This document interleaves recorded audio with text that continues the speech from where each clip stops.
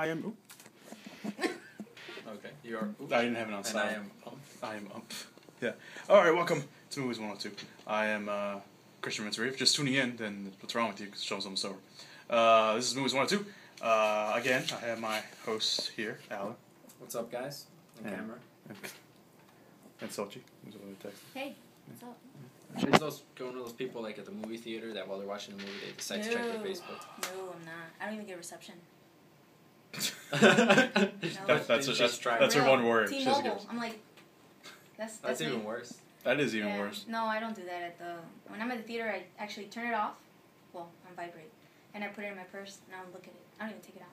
I put it on vibrate. And if somebody does, I'm like trying to give them a dirty look. Like, get off your phone. Yeah. It's not that important. Because it takes away the illusion that you're with the people in there in the theater. I mean, of course that's not. I don't know. Yeah, moving on. Yeah, moving on. Speaking of going to movies, we have two movie reviews for you guys today. One of them is, let's start with the short one, so we can get to the other one. The Raid Redemption. It's about a SWAT team becomes trapped in an apartment run by a ruthless mobster and his army of killers and thugs. It is, in short, the most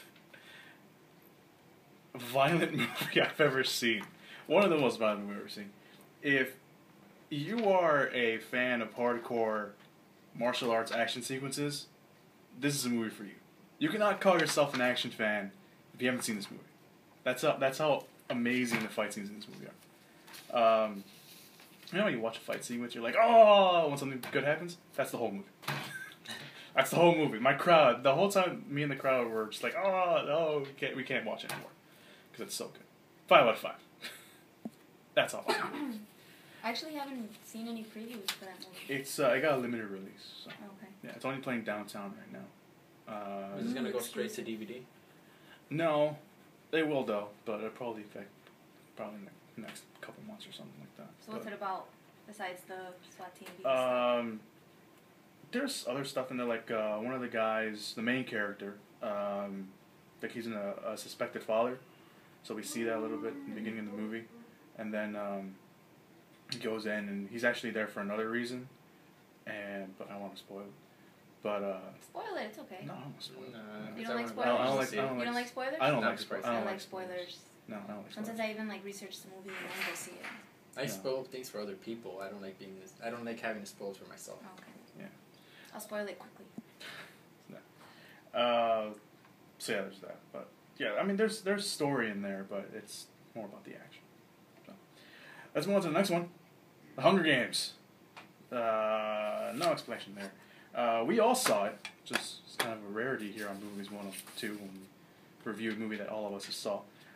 So let's go around the room very quickly because we're running out of time. I totally misjudged the length of that song. Alan, why don't you go first? My review of the entire movie? Yes. I haven't read the book, but just by watching the movie and hearing all the things that people said about the book, it lived up to all the expectations I thought it would. It was a little slow at some points, but when it started picking up, I liked it. Plus, how many movies have we seen lately where you have a bunch of kids running around the jungle killing each other for their district? It's amazing. Battle Royale. Okay, I didn't watch Battle Royale. Movie, But if I remember correctly, they had AK-47s or something in Battle Royale, right? And they were shooting each other. Completely different kind of scenario. Because they had bows and arrows and knives in this one. Well, they're supposed to... It's because in the book, they have guns as well and bombs and stuff like that. I'm going to go see Battle Royale. You haven't seen Battle Royale? No, I have not. What's wrong with you? I don't know. I don't know. Shame on you. Anyway. Don't judge me. I haven't seen it, so I won't judge you. Okay.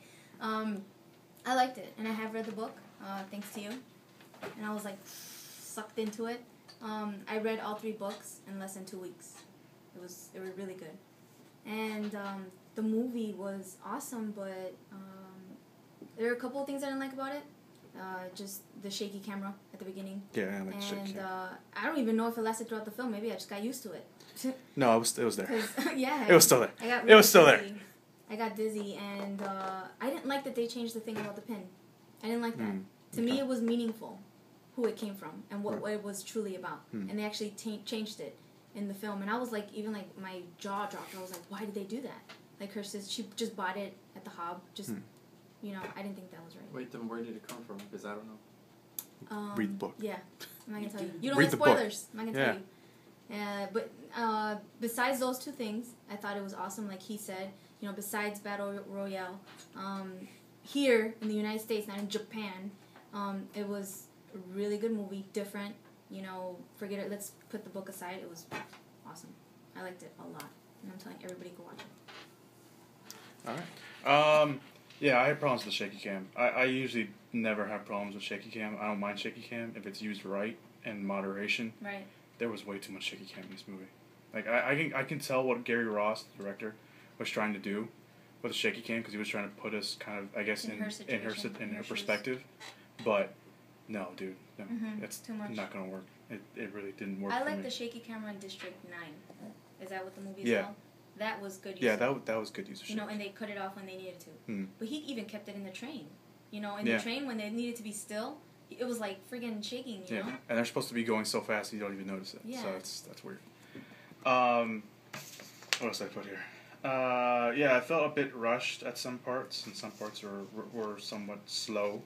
But I guess that's just the pacing issue that people wanted, or Lionsgate wanted, or he wanted. My main concern, if anything, this is my main concern.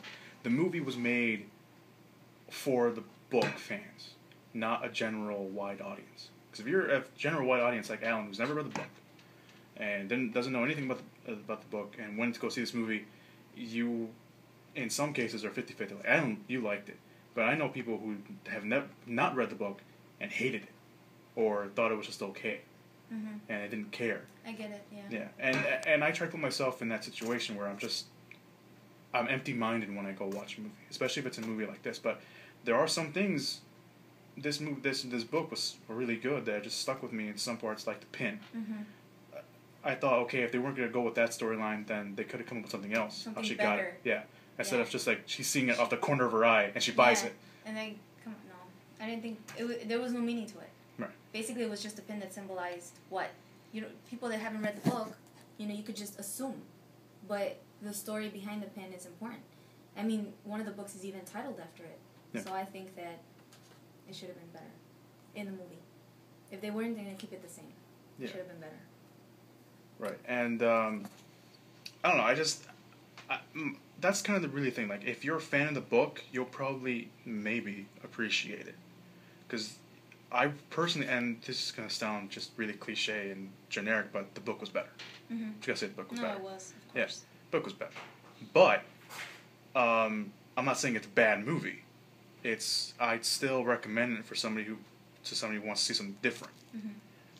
Like Alan said, or like you said, it's something somewhat different. Some people are like Battle Royale. That's the main thing people mention when they mention Hunger Games, Battle Royale. But I don't know. I felt like even the characters. I felt like I didn't care for the characters. Like I didn't care for them like I care for them in the book. Especially Katniss, which is the main character, which is played by Jennifer Lawrence. Yeah. So at the point where just like when a movie ends, I was like, oh, okay, it's over. Yeah, and it didn't even. I don't care. It didn't even have I didn't feel it had a powerful cliff ending. No, it didn't. For the people that haven't read the books, you're just like, okay, it's done. Yeah. They're rescued. They're winners. That's it. Yeah. Why are they showing this dude? You know. Yeah. But exactly. I mean, the book ended like, bam. Yeah. Oh wow, what are they gonna do now? What's gonna happen now? I gotta read the next book now. Exactly. And the movie didn't end like that. One of the things I didn't like about it is like the guy from what was it, District 11, the black guy.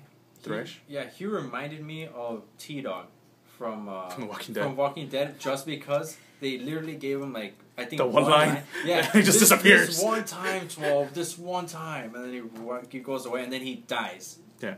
Come on, it's T-Dog. Yeah, right and there. in the movie, it's not necessarily that he speaks more, but he does have kind of like a crucial part because of that particular moment where he. And there was something else that happened in the book. It wasn't just. See, and I have it fresh in my mind because I just read them all. It wasn't just, okay, I'm going to let you go. Right. Yeah. So unfortunately, we're running out of time. We're out of time. We're out of time, yeah. We'll talk about more Hunger Games on Thursday, since it looks like we're getting a pretty good conversation here. So we'll talk about it more on Thursday, but final rating before we leave. Alan? 4 out of 5. Sochi? 5. 5 out of 5, I'd say. Wow. Yeah. Wow. You gotta read the book and give it a higher rating? I give it a 3.5 out of 5. Just as a general movie experience, I give it a 3.5 out of 5. As a fan, and as a person who's read the book, I think that's a decent rating, because a lot of people are giving it not even 3, so it's... There you go. I would give it a higher rating if it wasn't for the fact that there was a lot of shaky cam, which I didn't like. And it didn't live up to the expectation of the book. Right.